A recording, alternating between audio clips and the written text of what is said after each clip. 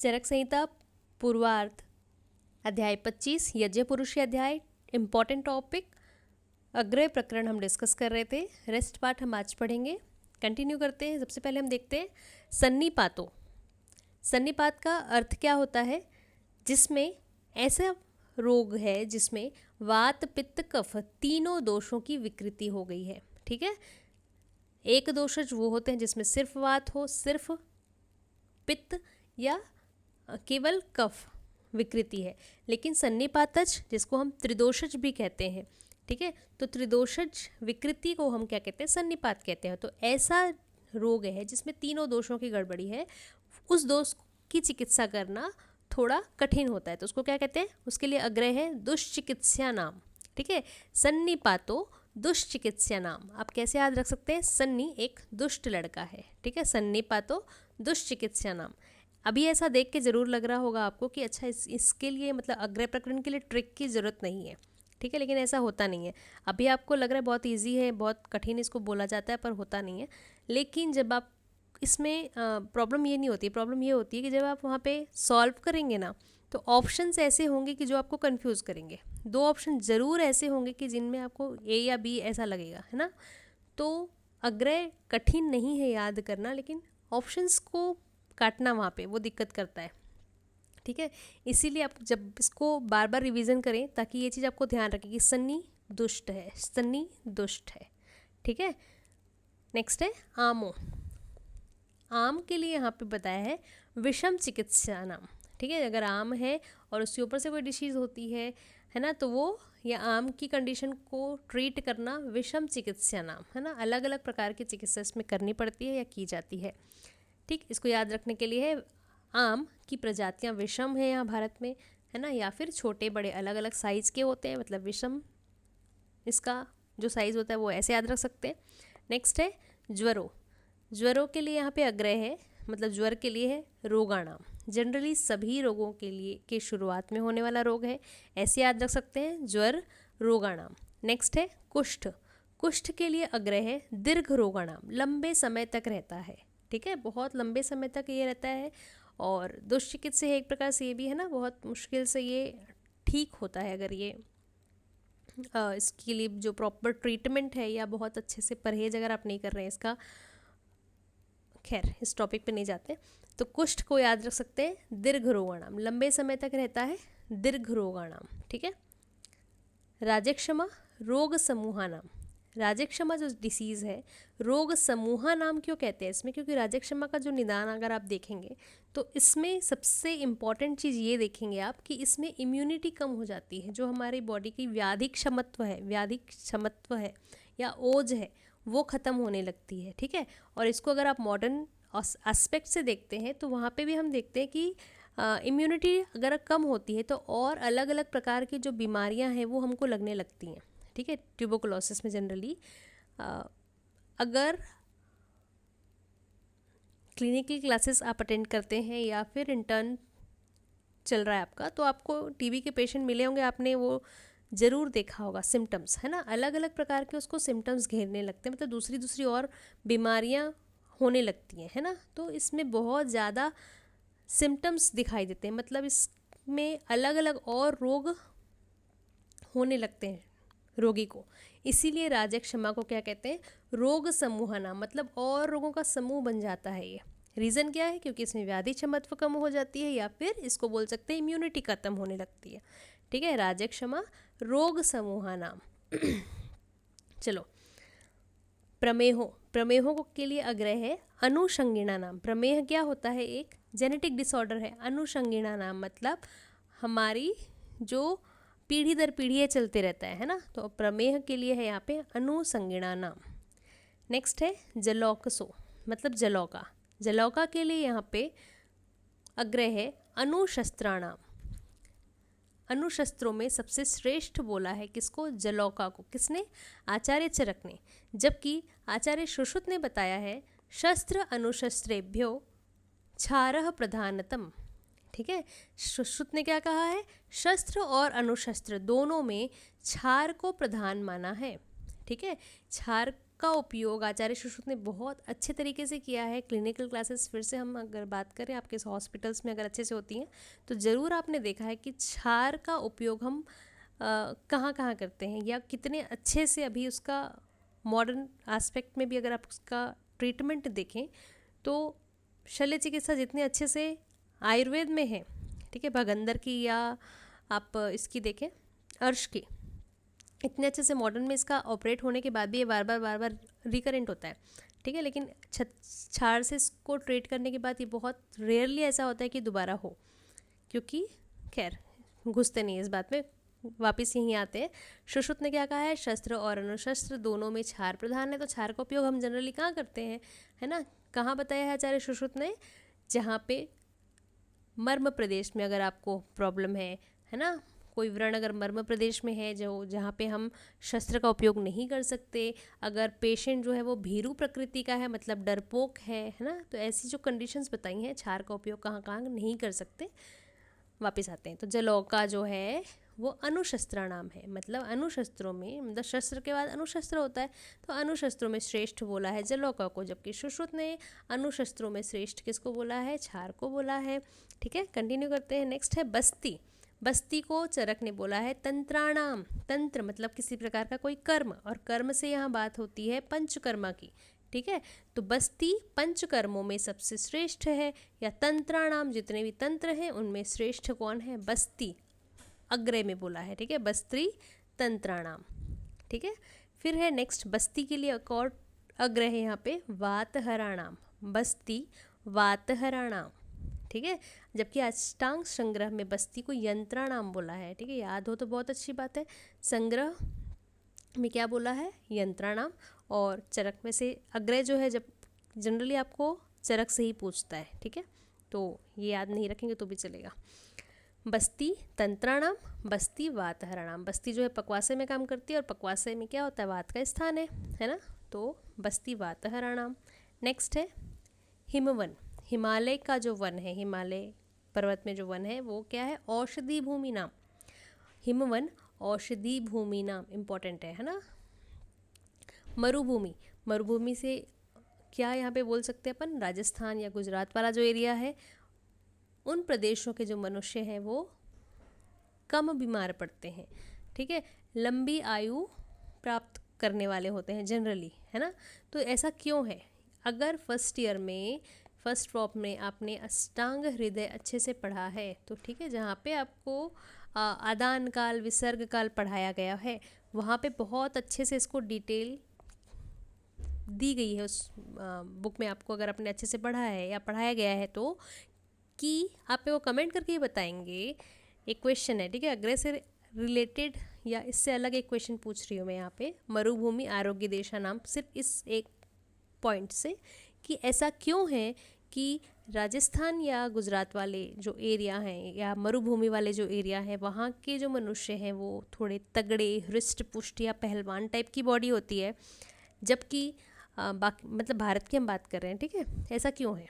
ठीक है, आरोग्य देशा नाम क्यों कहा गया, मतलब क्या रीज़न है, इसको आप थोड़ा सा मैं हिंट देती हूँ आपको। आदान काल और विसर्ग काल, इस पॉइंट से लेके आप रिलेट करके आप इसके आंसर को मेरे को बता सकते हैं अगर आपको पता है तो। ठीक है, कंटिन्यू करते हैं, वापस आते हैं। हिमवन औषधि भूमि नाम, मरुभूमि मतलब मरुस्थल वाली भूमि, आरोग्य देशा नाम मतलब यहाँ के लोग जो होते हैं वो आरोग्यकारी होते हैं, कम बीमार पड़ते हैं, हृष्ट पुष्ट होते हैं। ठीक है, अनुप जंगल जो एरिया होता है वो क्या, अहित देशा नाम है सॉरी। नेक्स्ट है निर्देशकारित्व। निर्देश दिया गया है और निर्देश जैसा दिया गया है वैसा काम करना चाहिए। ये गुण किसका होना चाहिए, आतुर का, रोगी का गुण होना चाहिए। अनिर्देशकारित्व, जो अनिर्देशकारित्व मतलब जो निर्देश को नहीं मानने वाला होता है उसके लिए क्या अग्रह है, अरिष्टा नाम। ये एक प्रकार का अरिष्ट है, और अरिष्ट क्या होता है ये आप पढ़ के आए हैं। ठीक है, योगो, योग है वो क्या है, वैद्य का गुण है ये। ठीक है, भिषक चिकित्सांगा नाम। भिषक क्या है, चिकित्सा का एक अंग है। आचार्य, आचार्य के लिए यहाँ पे है, आचार्य के लिए अग्रह क्या है, मतलब आचार्य किसको बोला गया है, शस्त्र अधिगम हेतु नाम। अगर शास्त्र को जाना, सॉरी शास्त्र अधिगम हेतु नाम, शास्त्र को जानने में हेतु है, अगर हम शास्त्र को जानना चाहते हैं तो उसके लिए हेतु क्या है, मतलब क्या पॉइंट या सेंटर क्या है उसके लिए आचार्य, आचार्य होंगे तभी हम किसी शास्त्र को जान पाएंगे। ठीक है, तद्वित संभाषा मतलब, तद्वित संभाषा मतलब जो संभाषा परिषद होती थी। ठीक है, कमेंट करके मेरे को बताएंगे आप कि आचार्य सॉरी चरक सूत्र में या चरक संहिता में कितनी, सूत्र में नहीं सॉरी, चरक संहिता में कितनी संभाषा परिषद का वर्णन है और कहाँ कहाँ पर है। ठीक है, इंपॉर्टेंट क्वेश्चन है ये, बहुत इजी सा क्वेश्चन है। कंटिन्यू करते हैं, वापस यहीं आते हैं। तद्वित संभाषा बुद्धि वर्धना नाम, है ना। अगर बहुत ज़्यादा अपन डिस्कस करते हैं किसी बात पे, कोई जैसे संभाषा परिषद में क्या होता था, है ना, आचार्य आते थे, अलग अलग आचार्य हैं, वो अपना पॉइंट ऑफ व्यू रख रहा है, वो अपने क्वेश्चंस है, फिर उसको आंसर किया जा रहा है। तो ऐसे शास्त्रार्थ या वाद विवाद या चर्चा बोल सकते हैं, है ना। तो चर्चा करने से क्या होता है, बुद्धि का वृद्धि होती है। तो तद्वित संभाषा के लिए यहाँ पे है अग्रय बुद्धि वर्धना नाम। ठीक है, नेक्स्ट हम देखते हैं, फटाफट कंटिन्यू करते हैं। अनिर्वेदो, अनिर्वेदों के लिए यहाँ पे है वार्त लक्षणा नाम। वार्त मतलब होता है आरोग्य, तो अनिर्वेदों के लिए यहाँ पे आरोग्य लक्षण नाम। आरोग्य का लक्षण क्या है, अनिर्वेदो, मन में मन में खेद का नहीं होना। ठीक है, इसको बोल सकते हैं। तो ऐसे आरोग्य, जिसके मन में कोई खेद नहीं है तो वो आरोग्य को प्राप्त करता है। मतलब खेद का मतलब किसी प्रकार की गिल्ट नहीं है, ये बोल सकते हैं आप। ठीक है, अनिर्वेदो वार्त लक्षणा नाम। सद्वचन अनुष्ठेयानाम, असद्ग्रहण सर्वहित हितानाम, सर्वसन्न्यासः, इसके लिए अग्रह है सुखानाम। नास्तिकों, नास्तिकों के लिए अग्रह है यहाँ पे वर्ज्यानाम।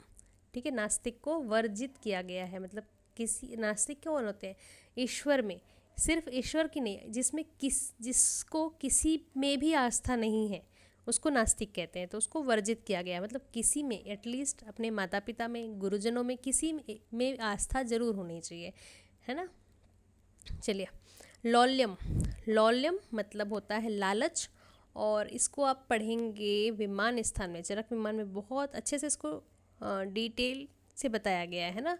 लौल्यम मतलब लालच, और लालच जो होता है वो क्लेश का कारण है। अल्टीमेटली ये एक प्रकार का अधर्म है ना। खैर, वहाँ पे डिटेल से पढ़ोगे बहुत अच्छे से आपको समझ में आएगी चीज़ें, है ना। तो लौल्यम, लालच क्या है, क्लेश कराणाम, जाके अल्टीमेटली झगड़ा होता है आखिरी में, इसको ये बताया गया है ना, क्लेश होता है जीवन में, तो लालच नहीं करना चाहिए, है ना। असमर्थता, असमर्थता भय कराणाम, पहले से अगर आप असमर्थ है तो आपको भय लगने लगेगा, डर लगने लगेगा कि अच्छा अब मैं समर्थ नहीं हूँ, मैं एबल नहीं हूँ, ऐसा लगेगा। असमर्थता भय कराणाम।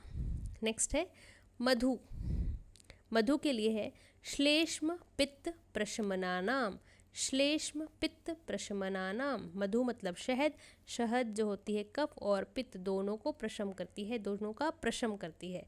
याद कर सकते हैं आप, मधु के पति एसपी हैं, मधु के पति एस श्लेष्म पी पित्त, है ना।